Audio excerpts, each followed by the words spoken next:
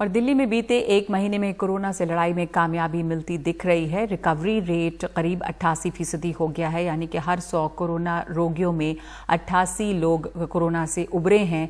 दिल्ली में अब हर रोज करीब 1000 से कुछ ज़्यादा केस सामने आ रहे हैं, जिसमें सबसे महत्वपूर्ण बात है कि पॉजिटिविटी रेट जो है वो घटकर 6.1 पर आया है।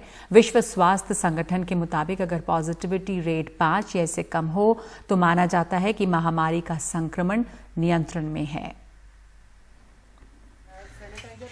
क्या दिल्ली कोरोना संकट से उबरने की ओर बढ़ चुकी है?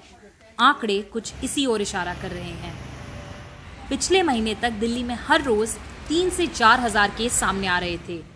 यही वजह थी कि दिल्ली सरकार ने अनुमान लगाया था कि जुलाई अंत तक दिल्ली में 5.5 लाख कोरोना केस होंगे और 81,000 लोगों को अस्पताल में बेड्स की जरूरत होगी। लेकिन दिल्ली में इस समय 1,30,000 कोरोना केस हैं और दिल्ली के 15,000 बेड्स में से 12,000 खाली हैं। दिल्ली में इस समय 11,904 एक्टिव केस हैं, जो कुल मामलों का 9% ही है।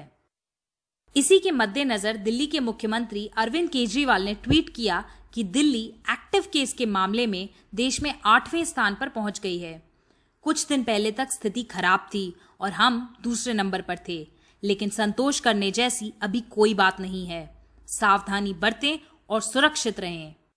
दिल्ली के मुख्यमंत्री ने यह भी ट्वीट किया कि दिल्ली के अस्पतालों में कोरोना के मरीजों की तादाद घटी है और ऐसा होम आइसोलेशन की नीति के कारण हुआ। दिल्ली में अभी करीब 7,000 लोग होम आइसोलेशन में हैं। 23 जून को दिल्ली में कोरोना के लिए तय 13,000 बेड्स में से 7,000 बेड खाली थे। 700 वेंटिलेटर बेड्स में से 200 खाली थे। पर आज 26 जुलाई को 15,000 बेड्स में से 12,000 खाली हैं और 1,000 वेंटिलेटर बेड्स में से 700 वेंटिलेटर बेड्स खाली हैं। देखो, दिल्ली सरकार ने बहुत सारे एफर्ट्स किए। होम आइसोलेशन को हमने बहुत ठीक तरह से मैनेज किया।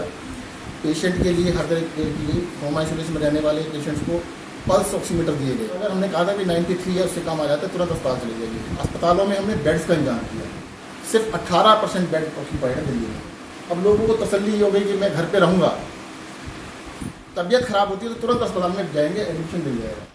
लेकिन दिल्ली में कोरोना केस का आंकड़ा कम होने के लिए टेस्टिंग की रणनीति को भी जिम्मेदार बताया जा रहा है। दिल्ली में हुए कुल टेस्ट्स में से 70% रैपिड एंटीजन टेस्ट्स हैं, जिन्हें RT-PCR टेस्ट के मुकाबले कम सटीक माना जाता है। लेकिन रैपिड एंटीजन टेस्ट के लिए सरकार की अपनी दलील है। रैपिड टेस्ट में जो भी लोगों का टेस्ट किया जाता है, उन टेस्ट करने के बाद जो पॉजिटिव आते हैं वो कंफर्म पॉजिटिव है, इसमें फॉल्स पॉजिटिव नहीं आते। अगर 10 लोग बचे ऐसे जिनको सिम्टम्स से किसी भी तरीके का RT-PCR टेस्ट भी किया जाता है, ऑटोमेटिक किया जाता है, कोई किसी को कहने की आवश्यकता नहीं पड़ती। साइंस के हिसाब से तो RT-PCR टेस्ट के अंदर भी, RT-PCR टेस्ट में भी कुछ लोग छूट जाते हैं, 100% नहीं निकल पाते, उसमें 10-5% छूट जाते हैं। दिल्ली सरकार अपना दूसरा सीरो सर्वे भी करने वाली है 1 अगस्त से 5 अगस्त के बीच में, इस बात का अंदाजा लगाने के लिए कि दिल्ली की कितनी आबादी ऐसी है जिसके शरीर में कोरोना से मुकाबला करने के लिए एंटीबॉडीज मौजूद हैं।